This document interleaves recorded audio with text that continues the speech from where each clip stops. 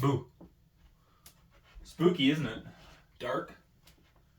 You know, I was just thinking. If I turn on this light here, kind of gets all, there's a glare. So, I just want to make sure I'm recording, because I did this last time and I wasn't recording the whole time. I'm recording. Perfect. Alright. I got like 5 minutes in and thought I better check because it's done that before, and it wasn't. So anyways, I've decided to make this into kind of a series. So this will be game talk from now on. I've already put it into a playlist. So this time we're going to be talking about... Oh, Jesus. Timelines in games. And to some extent, multiverses, I guess. Where's my reg? I had a reg for wiping the board. Where is it? Huh, weird. Anyway, so timelines. Now, depending on how you feel about multiverses and timelines and all that crap, there's some games that you might not even realize have different timelines. Like Far Cry, for one. That really surprised me. So if we take... I guess I'll just use the sleeve of my clean shirt. So if we take Far Cry, for example, just FC. So, as far as I know, Far Cry 1 to 4, and then we take a break, 6. These take place in the same timeline as far as I know. But however, Far Cry 5 takes place in a separate timeline from these ones. Far Cry 1 and 2 might also be in a separate timeline. Far Cry 1 has a really strong case because it doesn't feel like a Far Cry game. So that's what we got, right? And why am I bringing up Far Cry? Well, because I feel a lot of people, up until Far Cry 5, would realize that, hey, all the Far Cries take place in the same universe, which would make sense because Far Cry 5, the events that happen where a nuclear weapon, spoilers, by the way, for a game that's... When did it release? 5 years ago? Anyways, spoilers. So, a nuclear weapon is detonated in Montana. You think that would be, like, worldwide news. Like, if that happened in our world, we'd hear... It'd be like 9/11, right? Maybe not as many people killed, but still something pretty big. It is not mentioned in Far Cry 6. It is not mentioned at all. So that leads me to believe that Far Cry 5 takes place in a different timeline. Plus, once it gets nuked, right, Far Cry 5 continues into a whole separate game, Far Cry New Dawn, which is a whole thing that I'm not going to get into. But, like, this is like a post-nuclear Montana. And it's still not mentioned in 6. Or any other game, which makes sense. But you think it would, right? So again, we're back to the question, why am I bringing this up? Well, because this video is about timelines. And to do them in a way, like, okay, so Far Cry 1, real different from any other Far Cry game. I played the whole game. There's a playlist of it up on my gaming channel, Red Leaf Gaming, and oh boy, is it different from the other Far Cry games. Take everything you know about Far Cry, completely disregard it. Far Cry 1, really weird Far Cry game.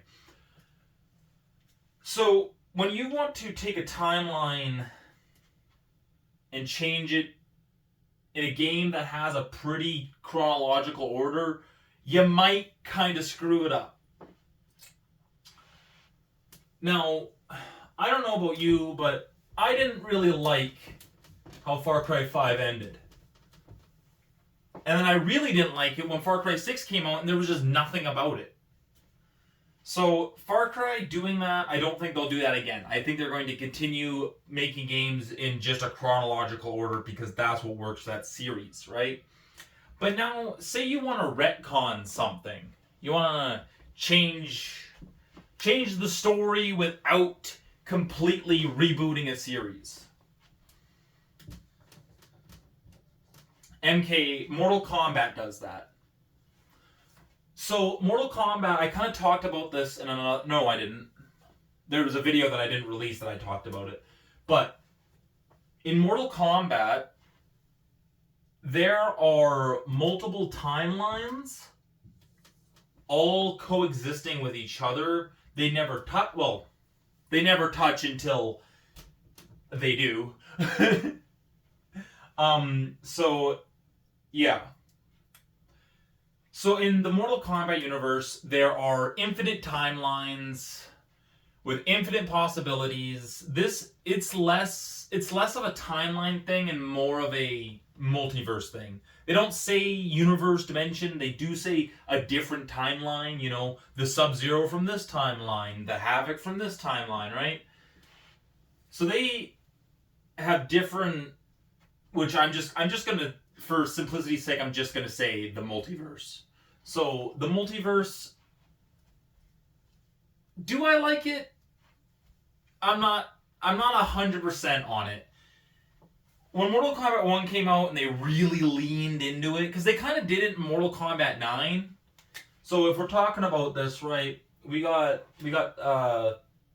3 main timelines. There are, like I said, infinite numbers, but the 3 we're going to be mainly concerned about is 1 to, I guess it would have been 1 to 7. Because Mortal Kombat versus DC, I believe, takes place in a separate timeline off of that. So anyways, so Mortal Kombat 1 to 7, I believe, anyways, is, well, to a certain extent. Mortal Kombat lore is crazy. But yeah, so I believe up to here there is, you know, one timeline. And then Mortal Kombat 9 to 11 is another timeline. And then we got Mortal Kombat 1, which is the remake, to, you know, whenever. Hopefully they just stick with this one timeline and do something, I don't know. So yeah. This they did because Midway, the game that made it, went bankrupt. 7 was supposed to be the last game. Then they became NetherRealm Studios, bought by Warner Brothers. Then they made Mortal Kombat. Well, they made Mortal Kombat DC versus Mortal Kombat versus DC. Then they made Mortal Kombat 9 to 11. That's what I like to call the NetherRealm era. And then they got this one, which is the new era. And I don't know what their plan is to continue, because now it just seems like the next big bad is just going to be a different Time Titan from a different timeline. But, you know, that's not... The video's not about Mortal Kombat lore. The video is about timelines and other games. And me explaining them. So anyways, these two kind of needed. They needed a reason. It went bankrupt. They didn't think Mortal Kombat was going to come out with any more games. Then it did. Okay, they just needed something. So they made a soft reboot. Then I guess they didn't like the way it was going, so they did another soft reboot. But just now all these games are in different timelines. And even going further back, every single Mortal Kombat game might be its own timeline. Mortal Kombat 1 is completely separate from 2 and 3 and 4. So, you know, there's all that because there's a lot of inconsistencies in Mortal Kombat. So, Mortal Kombat, I don't know. They need more time. I need more time to actually see. Oh man. Well, I knew that was gonna happen. But Mortal Kombat needs more time to like actually make a thing if I actually like it or not. So what about other games that have timelines, right? Oh,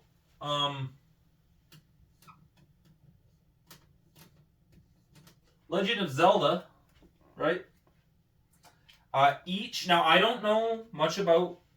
I don't play Nintendo games, right? I'm not a Nintendo guy, but I do know from talking to Joseph that every Link,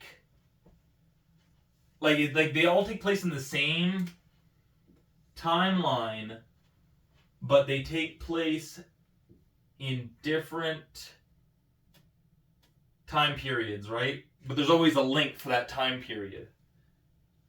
And then there also might be some multiverse that, like I said, I don't really know because I don't care. So there's that. Legend of Zelda. Again, I'm not going to explain too much into it because I don't know enough to actually, be an authority on that. But let's say you have a game, no game in particular, you have a video game, and it implements timelines, multiverses, and all that. You want to make sure you do it right, right? Because if you think about it, let's look at something that a lot of people don't like, and I like it, but that's just me. It's the Mortal Kombat multiverse, or sorry, the Marvel multiverse. Some people love it, some people hate it, because now instead of watching heroes do street level stuff, like fighting a street level villain like the Rhino or something in Spider-Man, now people are upset because now there's always got to be a multiversal threat. I don't know. I don't think it's that bad. I think people just like to complain. So that's okay. But getting back on track, you have a game, it has a multiverse or timelines, whatever you want to call them. You got to be really careful with something like that. You got to be really careful with doing timelines and multiverses. But where there's that threat that you might ruin your game, there's also that pro where you might fix your game. Because I feel like Mortal Kombat did need a reboot. They didn't know what they were doing. They didn't know a direction they were going. So they needed a reboot. Now, unfortunately, that kind of, I think, leads them to another dead end. I don't know, maybe the next game they'll reboot it again where all the timelines have to merge or something. I really don't know what they're going to do, but I feel my fandom for Mortal Kombat slowly slipping away. Kind of like the way it did with Assassin's Creed.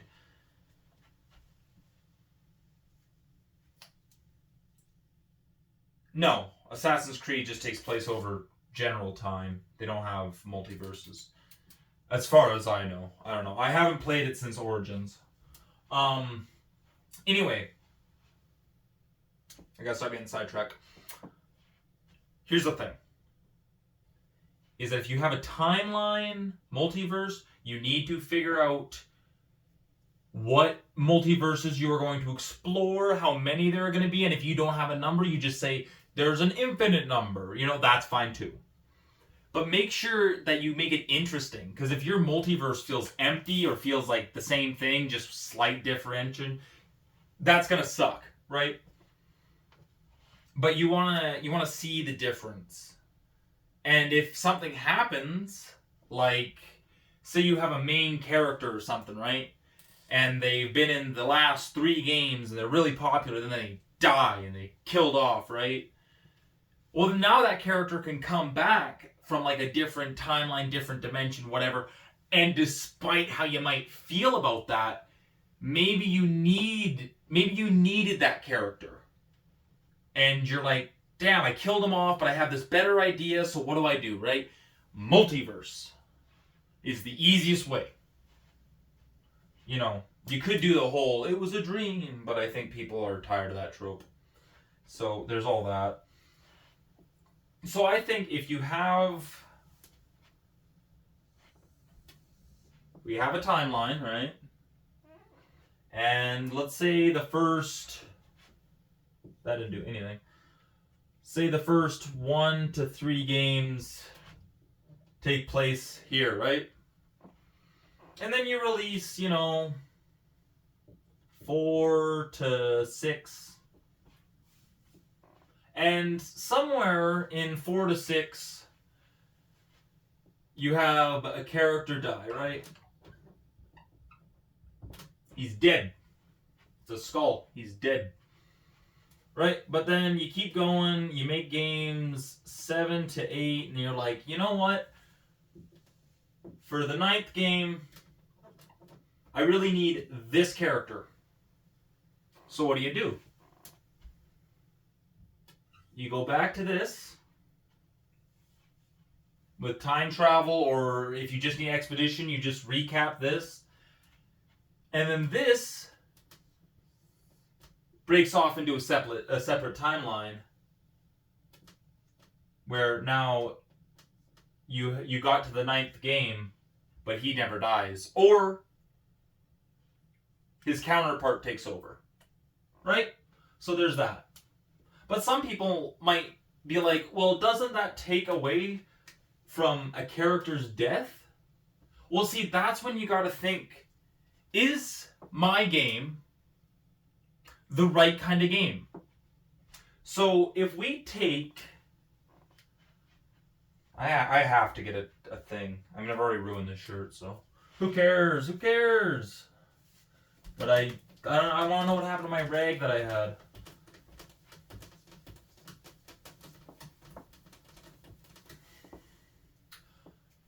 So if we take... Oh, whoa. The Last of Us, right? And again, spoilers. When... Oh, what is his name? Joel. When Joel dies, when his heartbeat goes from that to that,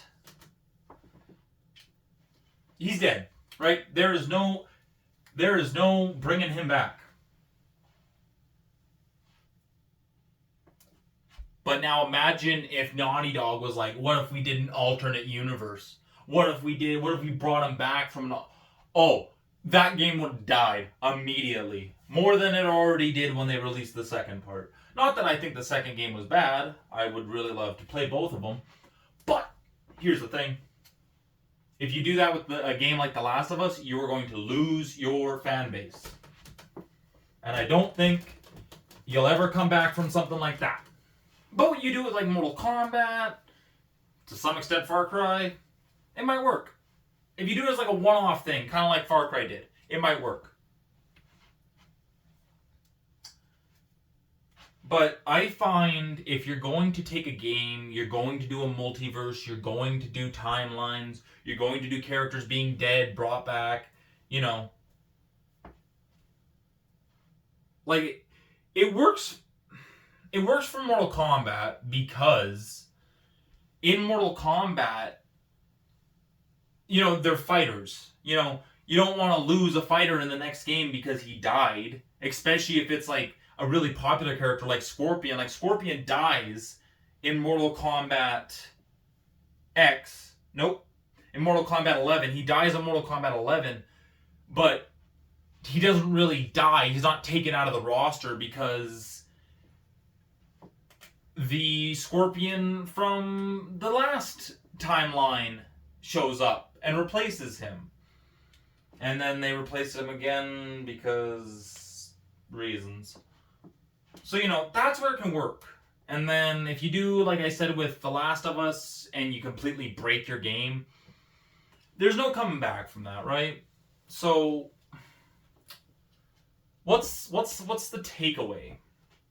You have to have the right game for that kind of setup, right? This brings me back to my what makes a good game, right? Is setting. Is your setting going to allow for a multiverse? It doesn't have to in the first place. Like in Mortal Kombat, I don't believe that they went right to the multiverse back in the 90s when they made the first game.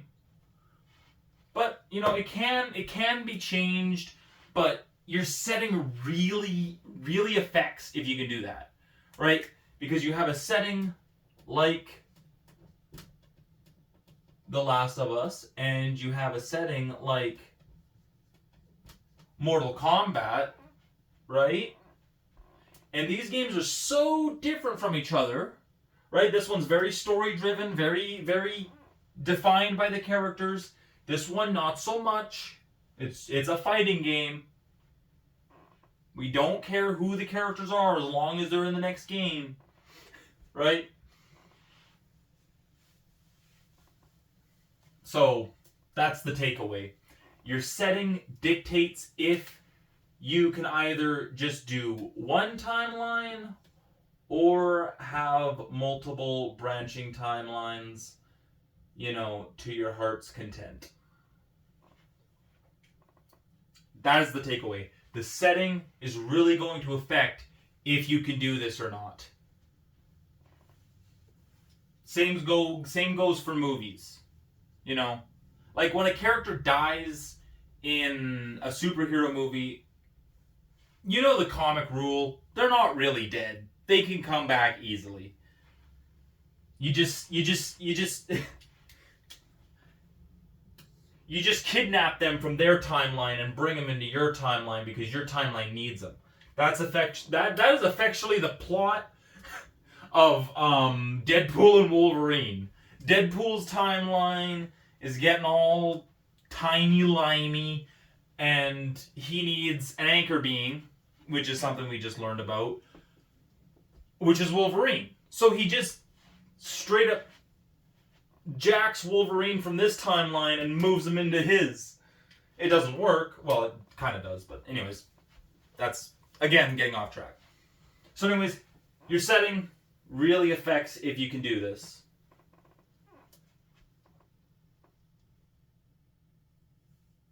That's about it. That's the takeaway, is that your setting is really going to affect if you can do timelines and multiverses, or if you can just have one where effects are permanent and stuff actually really matters. But you have games like this where, oh, Scorpion's dead. Well, that's okay, because we have a literal infinite number of timelines to steal Scorpions from. We'll just go to a timeline where Scorpion's life sucks and says, hey, we'll give you a better one if you come over into our timeline. I mean, hell, someone can take me from this timeline and bring me to another timeline where I get superpowers. You bet your ass I'd take that. So anyways, hope you guys enjoyed. Don't forget to like, comment, subscribe. Check out my other channels, Red Leaf Mapping and Red Leaf Gaming. Check out Joseph's channel, Red Leaf Sunset J, and I will see you guys in the next one.